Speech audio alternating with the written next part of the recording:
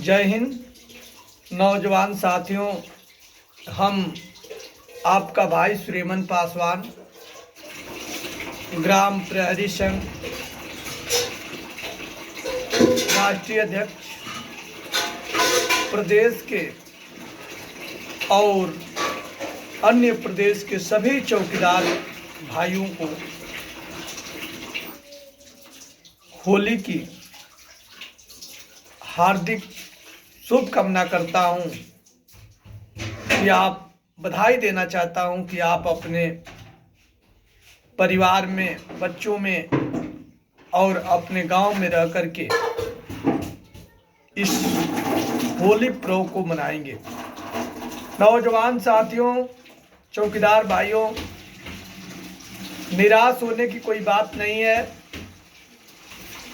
हम लोग संघर्ष जारी रखा।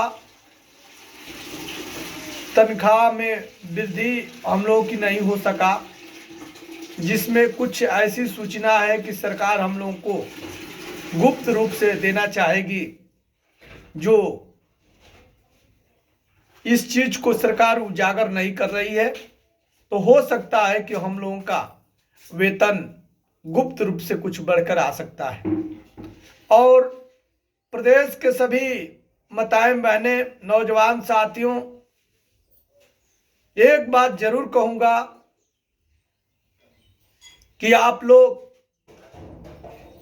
अपने संघर्ष को मत छोड़े, एकता बनाए न छोड़े, क्योंकि संघर्ष करने वाला इंसान आज न कल सफल होता है, इसको कोई रोक नहीं सकता है। और बधाई देना चाहता हूं जो कुछ नौजवान साथी, हमारे चाचा बुजुर्ग, कि सर अगर फोन कम उठा रहे हैं तो एक वीडियो बनाकर डाल दीजिए। तो ये वीडियो बनाना पड़ रहा है और होली की बधाई भी दे रहा हूं आप लोगों को कि बहुत खुशी के साथ एक दूसरे से, जो होली का ऐसा पर्व है नौजवान साथियों कि उस दिन अपने जिसे बोला चाली भी नहीं रहता है, उस इंसान से आदमी बोल लेता है। और मैं जरूर कहना चाहूंगा कि एक दूसरे को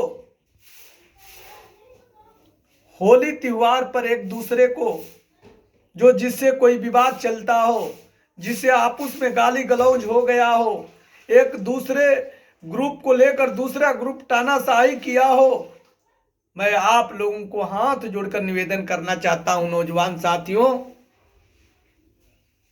कि जिस दिन होलिका दहन होगा, उस होलिका दहन में इस चीज को भुला करके और नया साल सम्मत स्टार्ट हो रहा है, इसमें सभी भाई एक बन करके, एकता बना करके, और पूरे प्रदेश के हमारे भाई, माताएं बहनें, नौजवान साथी एक ताकत रख करके और आप लोग इस संघर्ष को लड़ने का कार्य करिएगा।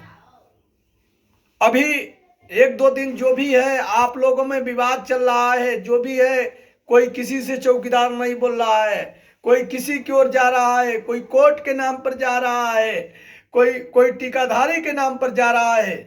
बाकी हर चीज को भुलाते हुए आप लोगों को एकता बना करके और हम लोगों को एकजुट होकर के और इस लड़ाई को लड़ना पड़ेगा। सिर्फ मेरी लड़ाई नहीं है, यह लड़ाई पूरे 70,000 चौकीदारों की है, उन लोगों की बाल बच्चे की है, परिवार की है। और संघर्ष से लिखा गया है नौजवान साथियों की, संघर्ष करने वाला इंसान कभी पाछे नहीं रह सकता है, एक ना एक दिन उसको सफल से कोई रोक नहीं सकता है। निराश मत होको। हमको तो लोग कहते हैं कि क्या तनख्वाह बढ़ गई, बाकी मैं कहता हूं आज गाली दे रहे हो, आज खूब बुराई बतिया रहे हो,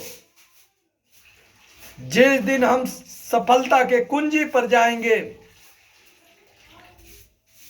उस दिन जो गाली दे रहा है हमको नौजवान साथियों, वो आकर हमको फूल माला से स्वागत करने का कार्य करेगा। बाकी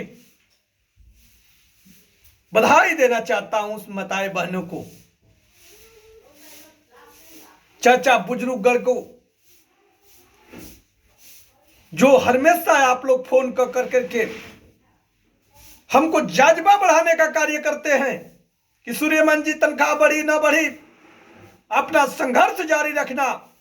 तो मैं विश्वास दिला रहा हूं आपका भाई, आपका बेटा होने के नाते,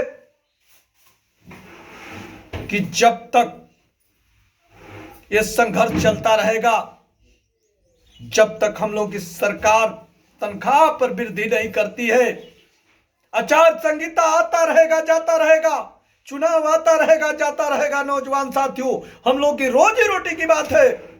अगर सरकार जब तक विचार नहीं करती है, तब तक हम लोग संघर्ष जारी रखेंगे, जब तक वेतन में वृद्धि नहीं हो जाता है। और क्यों घबरा जाते हो?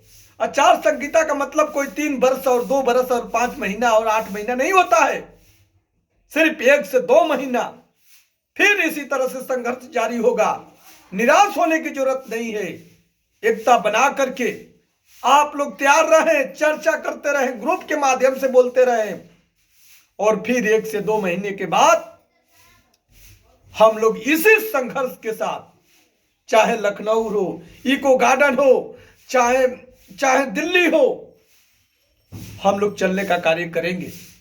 इसी के साथ प्रदेश के सभी चौकीदार भाइयों को एक बार पुनः सभी बात को भुलाते हुए, जिस दिन होलिका दहन होगा उसको जला करके और एक मंच पर आकर के और एक बन करके और एकता बना करके, जिस तरह से हमारे प्रदेश के और देश के लोग इकट्ठा होकर के अंग्रेज को भगाने का कार्य किए, उसी तरह नौजवान साथियों एकता बना करके इस लड़ाई को लड़ करके तनख्वाह बढ़वाने का कार्य करिए, क्योंकि हम लोग की रोजी रोटी की सवाल है। जय हिंद, जय भारत।